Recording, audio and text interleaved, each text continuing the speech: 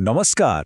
ଆପଣ ଜାଣିଛନ୍ତି କି ବାଘ ହାତୀଠାରୁ ଆରମ୍ଭ କରି ଲକ୍ଷ ଲକ୍ଷ କଇଁଛ ପର୍ଯ୍ୟନ୍ତ ଓଡ଼ିଶାରେ ଏକ ଅବିଶ୍ୱାସନୀୟ ବନ୍ୟପ୍ରାଣୀ ସମ୍ପଦ ରହିଛି। ତେବେ ଆଜି ଚାଲନ୍ତୁ ଆମେ ଏହି ଅମୂଲ୍ୟ ସମ୍ପଦକୁ ସୁରକ୍ଷା ଦେଉଥିବା ଜାତୀୟ ଉଦ୍ୟାନ ଓ ଅଭୟାରଣ୍ୟ ଭିତରକୁ ଏକ ଯାତ୍ରା କରିବା। କେବେ ଭାବିଛନ୍ତି ଦୁନିଆରେ ଏମିତି କୋଉ ଜାଗା ଅଛି ଯେଉଁଠି ଲକ୍ଷ ଲକ୍ଷ ସାମୁଦ୍ରିକ କଇଁଛ ଏକା ସାଙ୍ଗରେ ଗୋଟିଏ ବେଳାଭୂମିରେ ଅଣ୍ଡା ଦେବାକୁ ଆସନ୍ତି? ହଁ, ଏହି ପ୍ରଶ୍ନ ଭିତରେ ହିଁ ଲୁଚି ରହିଛି ଓଡ଼ିଶାର ଏକ ବିଶ୍ୱପ୍ରସିଦ୍ଧ ପ୍ରାକୃତିକ ରହସ୍ୟ। ଏହାର ଉତ୍ତର ଆମେ ଆଗକୁ ନିଶ୍ଚୟ ଜାଣିବା। ତେବେ ଚାଲନ୍ତୁ ପ୍ରଥମେ ଓଡ଼ିଶାର ପ୍ରାକୃତିକ ପରିଚୟକୁ ଟିକେ ବୁଝିବା। ଏଠି ଅଛି ଘଞ୍ଚ ପାହାଡ଼ି ଜଙ୍ଗଲ, ଆଉ ଅଛି ବିସ୍ତୀର୍ଣ୍ଣ ଉପକୂଳ। ତାହେଲେ ଏହି ରାଜ୍ୟ କାହିଁକି ଏକ ଗୁରୁତ୍ୱପୂର୍ଣ୍ଣ ଜୈବ ବିବିଧତା ହଟ୍ସ୍ପଟ୍ ଆସନ୍ତୁ ଜାଣିବା। ଦେଖନ୍ତୁ, 2ଟି ଜାତୀୟ ଉଦ୍ୟାନ ଆଉ 19ଟି ବନ୍ୟପ୍ରାଣୀ ଅଭୟାରଣ୍ୟ, ଏଗୁଡ଼ା ଖାଲି ନମ୍ବର ନୁହେଁ, ବରଂ ଏହା ଓଡ଼ିଶାର ସଂରକ୍ଷଣ ପ୍ରତି ଥିବା ପ୍ରତିବଦ୍ଧତାକୁ ଦେଖାଉଛି। ଏତେ ବଡ଼ ଏକ ନେଟୱାର୍କ ସତରେ ଆମ ରାଜ୍ୟ ପାଇଁ ଗର୍ବର ବିଷୟ।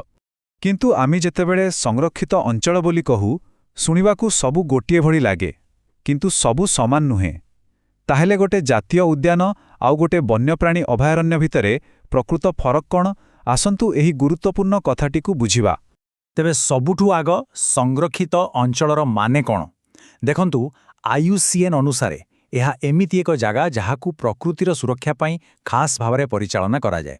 ଏଇଟା ହିଁ ସବୁ ପ୍ରକାର ସଂରକ୍ଷଣର ମୂଳଦୁଆ। ଆଚ୍ଛା, ଏବେ ଏହି ତୁଳନାକୁ ଟିକେ ଦେଖିବା। ଦେଖନ୍ତୁ, ଜାତୀୟ ଉଦ୍ୟାନକୁ ସିଧାସଳଖ କେନ୍ଦ୍ର ସରକାର ପରିଚାଳନା କରନ୍ତି। ଏଠିକାର ନିୟମ ବହୁତ କଡ଼ାକଡ଼ି, ଆଉ ଏହାର ସ୍ଥିତି ସବୁଦିନ ପାଇଁ ସ୍ଥାୟୀ। ଅନ୍ୟପଟେ ଅଭୟାରଣ୍ୟ ରାଜ୍ୟ ସରକାରଙ୍କ ଅଧୀନରେ ଥାଏ।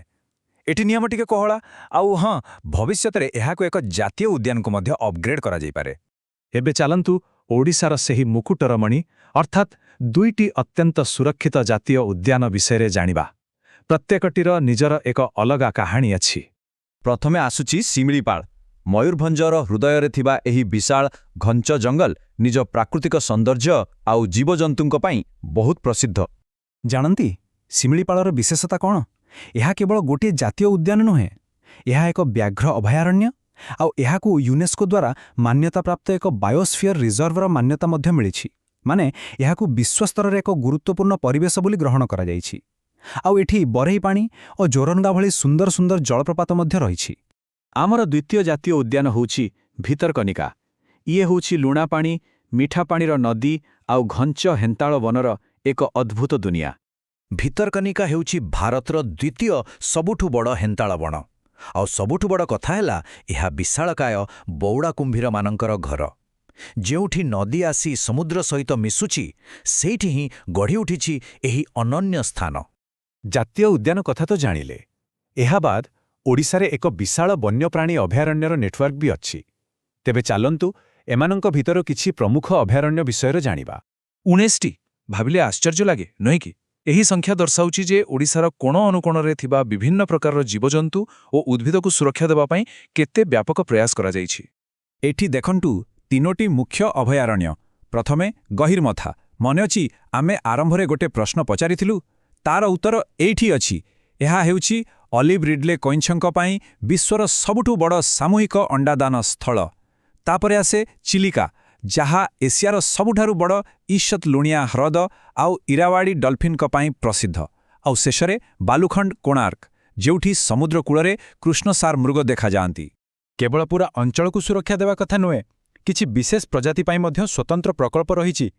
ଏବେ ଆସନ୍ତୁ କିଛି ଖାସ୍ ପ୍ରାଣୀଙ୍କ କଥା କହିବା, ଯେମିତିକି ବାଘ ଓ ହାତୀ। ସେମାନଙ୍କର ସୁରକ୍ଷା ପାଇଁ କ'ଣ ପଦକ୍ଷେପ ନିଆଯାଇଛି, ଚାଲନ୍ତୁ ଦେଖିବା। ଓଡ଼ିଶାରେ ଏବେ 3ଟି ବ୍ୟାଘ୍ର ଅଭୟାରଣ୍ୟ ରହିଛି: ଶିମିଳିପାଳ, ସାତକୋଶିଆ ଏବଂ ସବୁଠୁ ନୂଆ ହେଉଛି ଦେବ୍ରିଗଡ଼।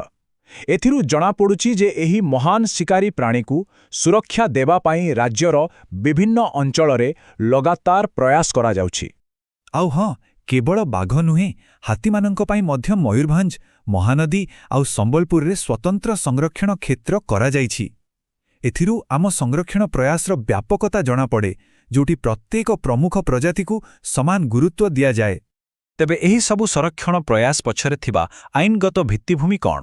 ଆସନ୍ତୁ ଦେଖିବା କିପରି ଏହି ପ୍ରାକୃତିକ ଐତିହ୍ୟକୁ ଏକ ସୁରକ୍ଷିତ ଭବିଷ୍ୟତ ଦେବା ପାଇଁ ପଦକ୍ଷେପ ନିଆଯାଇଛି। ଏହି ଟାଇମ୍ଲାଇନ୍କୁ ଦେଖନ୍ତୁ। ଏଇଟା ଗୋଟେ ଛୋଟ କାହାଣୀ ଭଳି। 1972ର ବନ୍ୟପ୍ରାଣୀ ସୁରକ୍ଷା ଅଧିନିୟମରୁ ଆରମ୍ଭ, ତାପରେ 1973ରେ ବ୍ୟାଘ୍ର ପ୍ରକଳ୍ପ, ଯେଉଁଥିରେ ଶିମିଳିପାଳ ଆରମ୍ଭରୁ ଥିଲା, 1975ରେ ଭିତରକନିକାରେ କୁମ୍ଭୀର ସଂରକ୍ଷଣ ଆଉ 1992ରେ ହସ୍ତୀ ପ୍ରକଳ୍ପ।